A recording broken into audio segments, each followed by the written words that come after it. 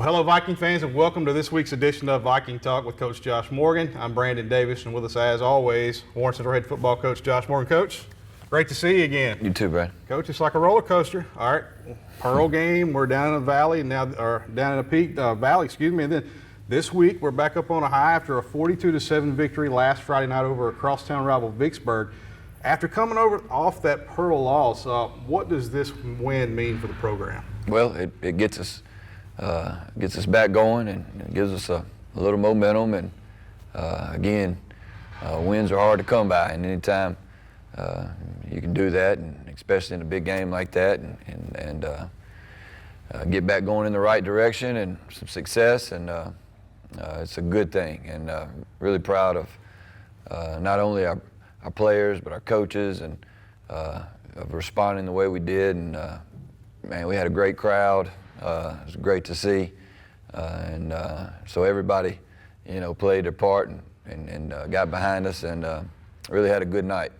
Well, you start out of the gates really quick, go up 14-0 in the first quarter, but we allowed Vicksburg to maybe get back into the game a little bit. They cut it to 14-7. They were marching down the field to possibly tie the game up, but we forced a turnover that really took the wind out of their sails, Coach. So if you look at that play, let's discuss that play a little bit and talk about some of the key breaks we had in that game. Well, we started fast, and we were, encouraging our guys, and that was going to be really a focal point on what we were trying to do. Is we wanted to establish ourselves and impose our will and really play good. And we had a 3-and-out, blocked a punt right out the gate, and next play after that we scored.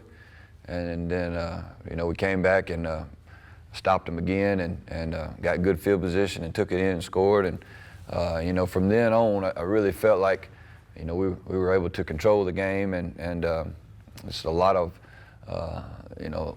good things happening to us early really helped us out. 220 yards on the ground, 9 different ball carriers. That's really impressive. Let's talk about the offensive line play, though. You had 3 sophomores starting on that unit last Friday night against Vicksburg. So, Coach Brogdon, the effort that he's put together to get this unit going, you must be proud of that. And you must be proud of the effort they had against a quality Vicksburg line. Yeah, we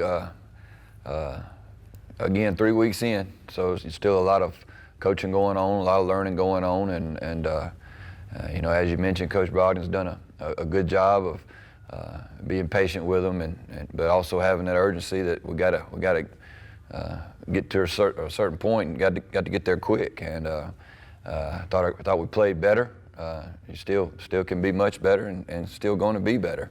But probably the thing that's most impressive is they switched some fronts up on us a little bit, and watch our guys kind of overcome that, and not throwing for such a big loop, and showed a little bit of experience and a little bit of mental grit there to kind of overcome that and stay the course. And so again, we know they're just going to get better and better. And of course, around here, our offensive line, as they go, we go. And we want to run the ball, and we want to be physical up there. So they're a really important group to us.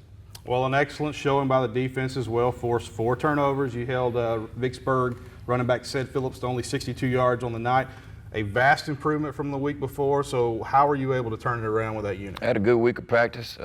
We giving up 42 points is that hurt a lot of people, and so we wanted to be better, practice well, and I think it carried over to the game, and I think we got better last week, and we knew that they had some playmakers and could be very dangerous if we didn't run to the ball. And I think, all in all, it was a great team win. And, again, as you mentioned, 9 different carriers running the football and spreading the ball around, wideouts making plays. I thought Parker played his best game. I think he ended up going 9 for 10 and a touchdown. And I just think that we were very poised, and it was a really, really good outing and a good team win.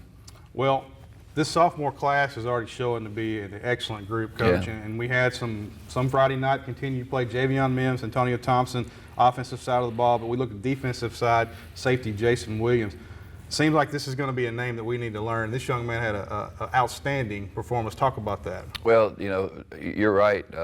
Antonio Thomas has been doing really good things on the offensive side of the ball, and you saw Javion Mims, and we talked about on my first show some guys to get ready for and to be familiar with, and I tell you, another one's A.J. Griffith, number 2, is special teams. Just he reminds me of the old Steve Tasker with the Bills. Just a special teams guy, and making plays and helping us find ways to win. And you need to watch him on the kickoff team. He's fun to watch. And Jason and Jayshun Simon on the defensive side of the balls, and then you throw in those 3 linemen that you're talking about, and we just the future's bright, and they're growing up and contributing right now. And but Jason's been somebody that's been on our radar, and we know that he's going to get pushed into more and more, and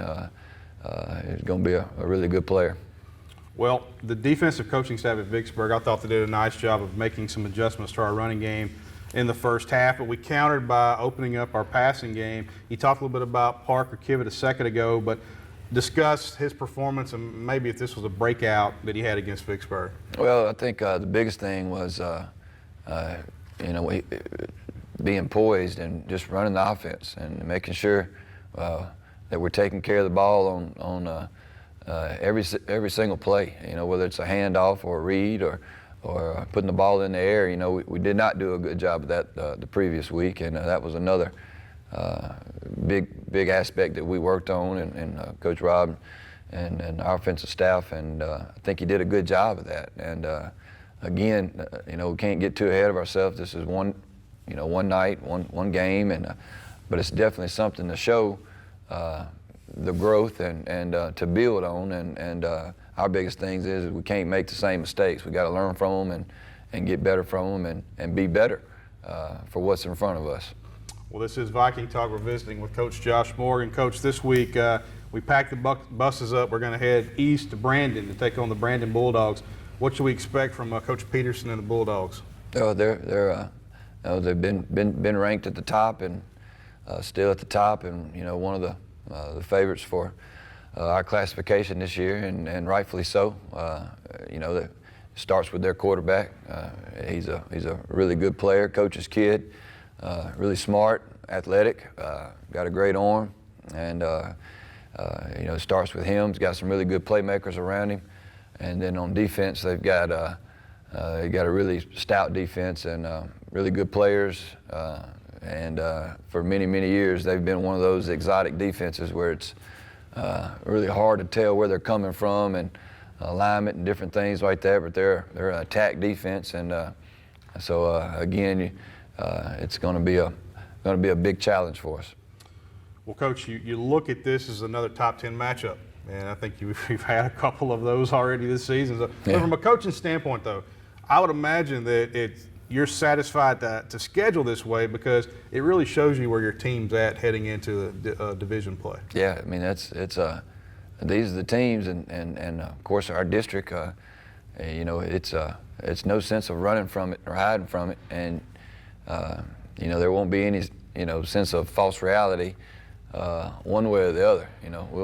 We'll know what we are and who we are and what we've got to do, and so it's a good thing. It's a good thing, and it's as far as we're concerned, it's another opportunity. It's a big opportunity that we get a chance to go to a brand new stadium and nice looking field and facilities and play a top team and on a Friday night in Mississippi, and that's what it's about. It's fun, and we get to see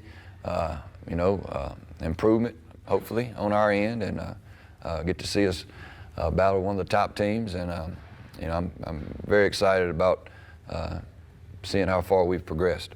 Well, you talked about Will Rogers. He is one of the top quarterbacks in the state. He's a Mississippi State commit, so you got an SEC quarterback technically on the field in front of you. Yeah. Staple of backs, wide receivers he likes to throw it to.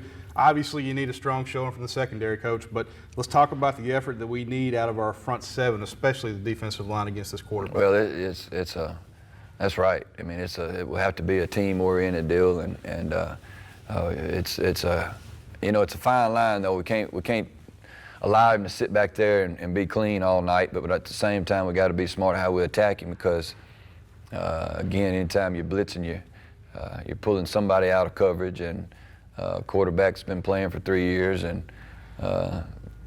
really cerebral kid. He knows where to go with it. So we've got to do a good job of playing together, and but also finding ways to get pressure on him, and that'll be the challenge for our defensive team. And again, what we're trying to do is try to make them one-dimensional, not let them be balanced. That way we can attack them a little differently. Well, the receivers don't seem to be as tall. I think they're close, maybe around 6 feet tall. But you look at them on film. Do they do a lot of screen, short intermediate passing, or what do you expect? They do it all, and they're a vertical team, they're an RPO team, big screen team, get you coming up the field, and also how they slow down the pass rush on the quarterback. And so again, if you can do it through the air, they do it, and they do it really good. So it'll be a big night for us, and again, but at the same time, when you throw a ball that many times a game, there's a lot of opportunities for a defense to make plays, whether it's a sack or incompletion or tip passes or interceptions.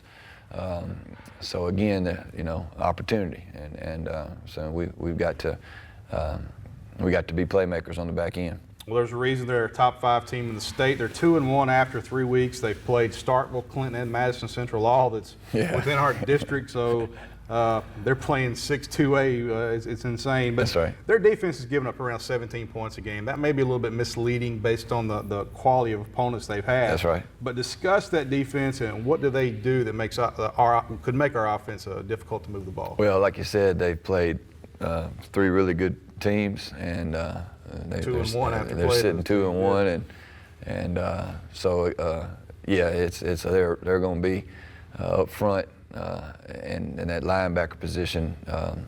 They're a very good football team and great athletes, and but as I kind of hit it on earlier, it's they bring pressure, but they bring it from all different places, and again, we've got to do a good job of picking that up in our run game and our pass blocking, and knowing where they are, and just sticking to their fundamentals and what they're coached to do, and not let all that blow our minds. And but also we're going to have some plays from our skill guys, and when we break out of all that, we've got to take advantage of that and turn it into a big play. So there's going to be a lot of games within the game, but the biggest thing offensively for us is knowing where we're going, knowing who we're blocking, and really, if we can, get that situated, and it might take a series or 2, but once we can get that situated, really like our chances.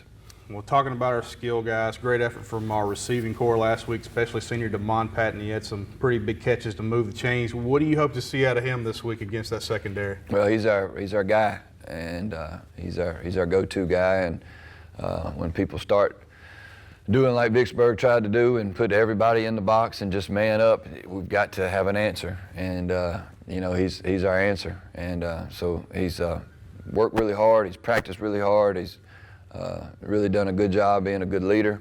But again, you can't allow somebody to just cover you one-on-one and do you like that. So that's he's got to be able to take the top off of a defense, and he's also got to be able to catch short passes and turn them into big gains. And it was good to see Shane Reagan as well make a big catch for us right before the half to get us in a scoring position before the half. He's really done a good job as well at that Z position, and so again, those 2 guys mixed in with Antonio Thomas and his emergence, getting better and better on the perimeter.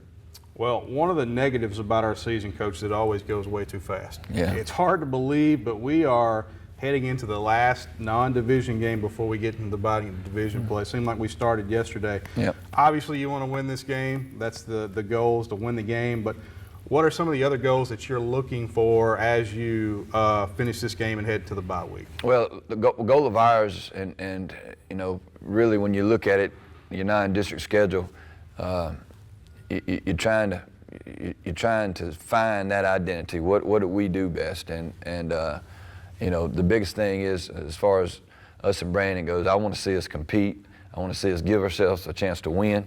I want to see us, play physically up front on both sides of the ball, and play winning football, and do it one play at a time. And I also want to see our kids again in another big game situation, in a big game atmosphere. The more they get of that, the better it makes them, and the more comfortable they get.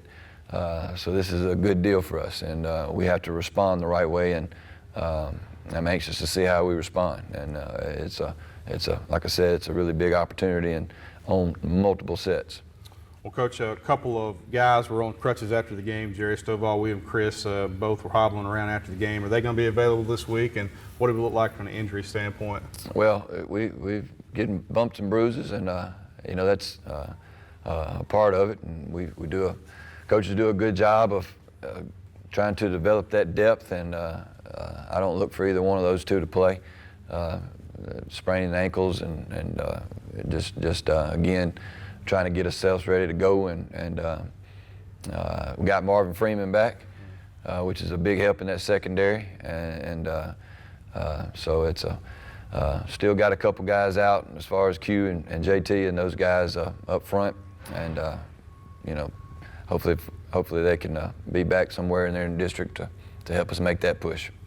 Well, final question we always ask, what are the keys to beating this Brandon club? Well, we need to do a really good job at being us. And what I mean by that is we need to run the football. We need to find ways to run the football, be physical up front, again, knowing where they're going to be. And I'm telling you, and you'll see it, it's just hard to get a bead on them. And so we've got to find a way to run the football and do it effectively and consistently. And I think we need, as is any game, turnovers. One thing that we did not do a good job of versus Pearl was taking care of the football.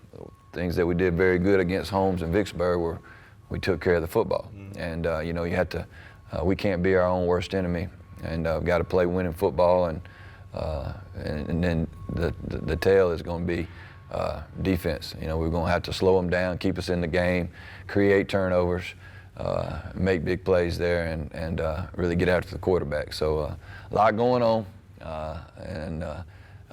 but it truly is about us. And if we'll play right and do the right things, the rest of that usually takes care of itself. Well, it's going to be fun. Good luck to you.